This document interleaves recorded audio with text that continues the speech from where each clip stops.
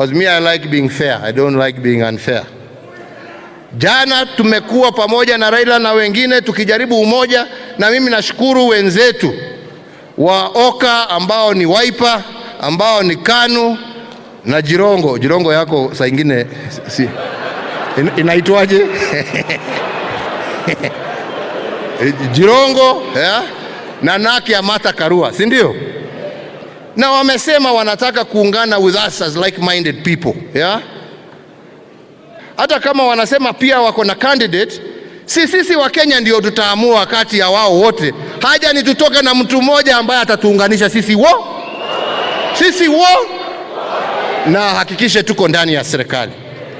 And that is why I'm saying what we are looking to do is to create a movement that delivers Kenya safely across the Rubicon to the other side. That is what we are looking for. That is what we are looking for.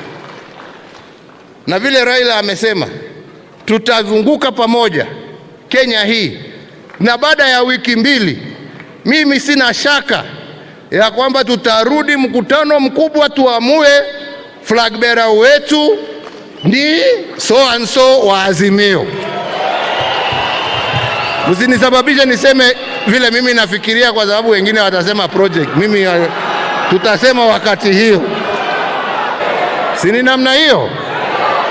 Lakini kutoka leo, umeona mimi nimevaa yangu ya Azimio. Mimi ni mwana Jubilee, lakini kutoka leo, kwa fikra, kwa mdomo, kwa damu, kwa roho,